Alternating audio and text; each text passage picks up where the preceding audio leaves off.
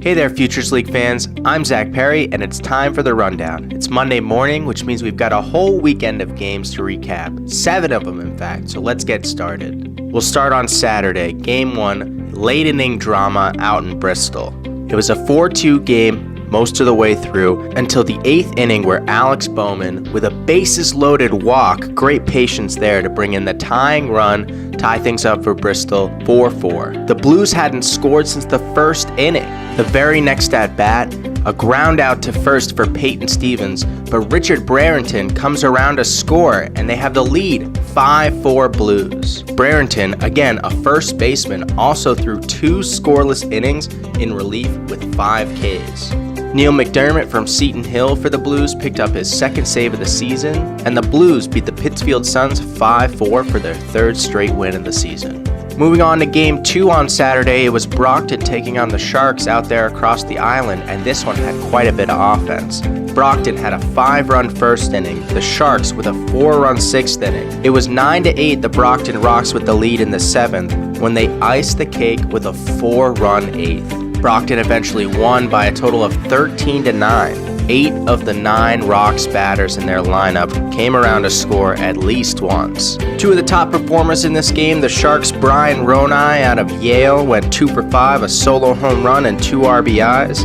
And the Rocks' Matt Johnston out of MIT, identical stats, 2 for 5 of a solo home run and 2 RBIs. Saturday's game was the first loss of the season for Martha's Vineyard, and Brockton moved to 2-2. Game 3, the nightcap on Saturday, was the North Shore Navs taking on the Worcester Bravehearts, and North Shore's Garrett Coe out of Holy Cross, he was wheeling and dealing for the Navigators. Through 4 innings, he had 4 Ks and was holding on to a 3-2 lead before out he came in the 5th inning, giving up 5 runs to the Bravehearts. Taking a look at the box score, Joe Pesci of the Bravehearts went 4 for 5, 3 RBIs and a stolen base. The Navigators, they left 14 runners stranded on base. So Worcester spoils the home opener at Frazier Field for the Navigators by a score of 9-3, and they move on to 2-1 on this early season. The Navigators still yet to find their first win after Saturday.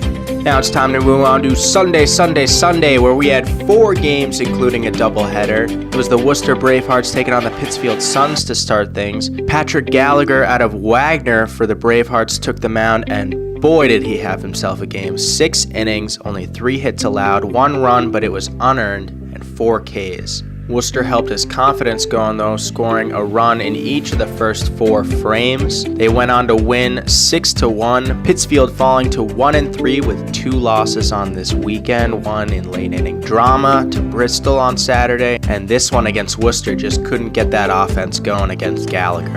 Game 2 on Sunday, the Silver Knights playing host to the Brockton Rocks up in Nashua, and this one was a low-scoring affair up until the 6th inning. It was 2-1 Brockton when they finally broke it open with a 3-run 6th. Joe Lamuccio picking up 2 RBIs on just a single in that inning. Another key part of this win, though, for Brockton was the pitching. They had 2 guys, Shane Catilla from Franklin Pierce and Brendan Mignon from URI, combined for 8 innings and 8 Ks and only 2 runs allowed.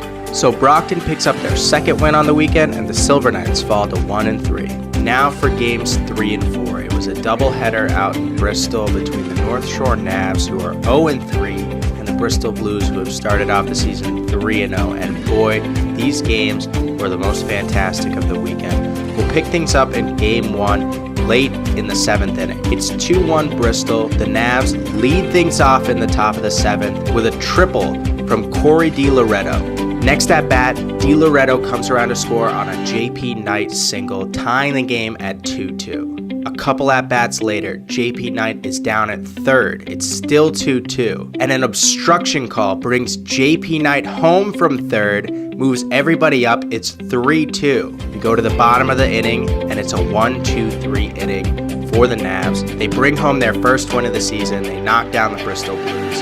What a game 1, and there's still one more to go out at Muzzy Field. Game 2 now of the Bristol Blues and the North Shore Navs, and if you can believe it, this one topped the first game. 0-0 the whole way through the game. Dylan Gaeta of the North Shore Navs trading frames with Jared Kohler from the Bristol Blues, both of them going out for out.